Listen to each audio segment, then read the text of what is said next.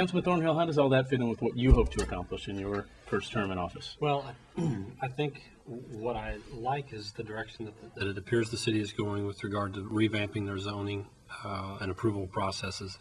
I think there's probably strong sentiment that a lot of things were approved over the years that were maybe too quickly or not well planned or as planned as well as they could have been. So I like that we're maybe slowing down a tick just to take time and make sure that we're addressing things like the best management practices, and we're not tearing up more than we make better. Yeah. So I'm frankly, I think that'll make us a better city overall, and I'm proud to say that we're looking into doing that. Let's talk a little bit about that. You've been watching the council for several years and then decided to run. Mm-hmm. What would you say you've seen over the past several years that you wish the council had already taken care of but didn't during that time? I think probably, and I don't think it's through anyone's fault, but I think maybe we just didn't realize that we should have had a vision sooner than we've begun to have one.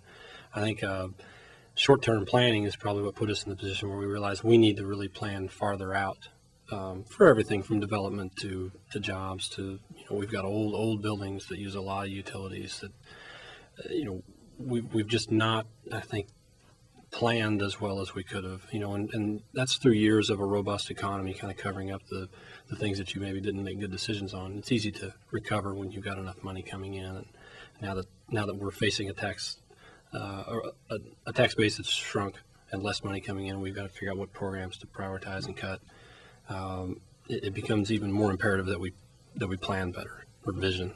Yeah. Speaking of visioning, Reverend Lawson, you're part of the visioning process. Mm-hmm. Do you agree? Are we behind the 8 ball here? Are we behind the curve? Are we running to catch up? Well, yes. I'm a native from Columbia, and that's one of the things that really is dear to me is the fact that I look around and we haven't been keeping up with the growth. The infrastructure is behind tremendously. But I think that we are doing everything we possibly can. There have never been a traffic problem in Columbia as long as I have known it until now, the last, maybe 10 years. And those are some of the things that I know that I want to see more resources going toward that end. And so again, we're going to have to prioritize and see where this money been going and where we can better redirect it in. As the city is continuing to grow, that's just one of the pains that's going to happen. Being one of the best cities in the country to live in, that's just automatic. So. You can grow up and not out, and so I would assume you're interested in having a better transit and bus system and Exactly. not just investing millions Certainly. in road development. Exactly. And that's been one of my pet peeves is we moved from St. Louis here in 2000, my wife and I, and that's been a tremendous problem in St. Louis. I could take the public transportation wherever I wanted to go, and it was timely, it was excellent transportation, and it's good for the whole city. And that's something that I would love to see in place here in Columbia is a better public transportation system. With the way we are situated, that was one of the problems with the unemployment situation. Some of them couldn't get to work on Sundays because there wasn't no public transportation, and then there wasn't any that goes to like the factories and different places like that. Boulevard, Exactly. They can't get home from working in the evenings. And actually, what came out of the visioning process, which we have had in the last 3 years, is a recommendation that we establish a public transit commission, like we have an airport commission, for citizens to give input on and ideas on how we can have a better functioning bus system. And so the council is moving on that, and we're working on that. That's something I applaud the council for, along with the other 13 vision statements. As the councilman said, we needed that way back when. But now that we got it, we're going to work on it. And my job is to make sure that these statements materialize and become, they manifest. And that's what we're looking at, and making sure that that they're going to do what we thinking that they should do. So, and I think that, everyone together, we can do that. We talked about priorities, and now we have 13 vision statements that the community has agreed on. How does the council prioritize that? Those are 13 goals all at once that we're trying to do everything. Yeah, well, I see life as dynamic, and so there are lots of things in each area that can be worked on, not only by the city council in different ways at different times, but we can start on the process with council, with the community, with businesses. It's just moving forward in whatever way we can and getting the most for our dollar and what makes sense. So I don't think, I think it would be a great disservice to the people who participated in the process just to say, oh, we're only going to move on 2 of these and forget the rest. They all work together and enhance each other. And so I think we need to move forward. It's just how and how much.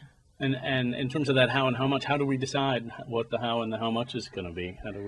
How as the council, how do they make those decisions?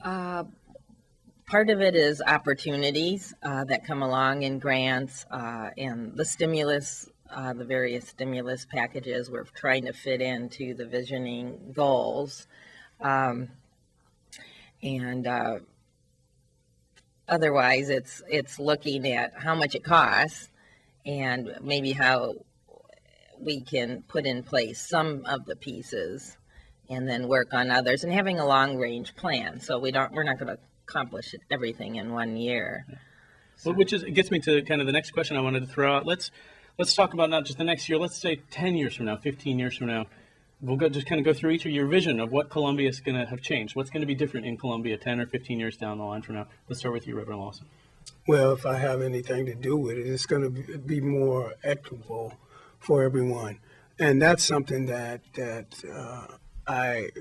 coming back to Columbia, I've seen that it hadn't changed as rapidly as I thought it should. With the other cities around the country, I've seen more of it advanced than Columbia.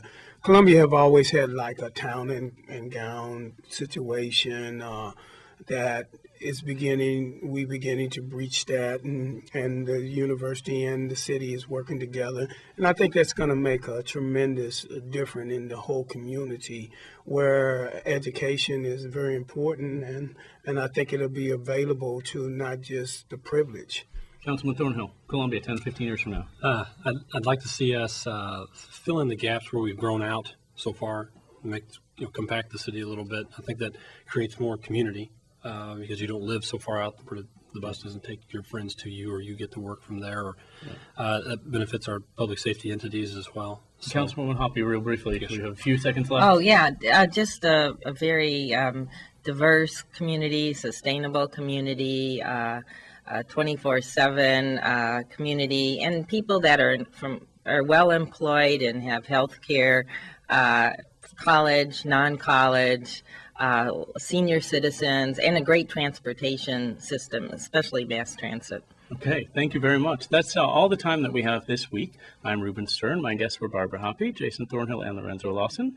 Intersection is produced by Sarah Whitmire and Janet Saidi, with director Travis McMillan and production assistance from Sean Powers. Executive producers are Mike McKean and Mike Dunn. The program is recorded in the studios at the Reynolds Journalism Institute.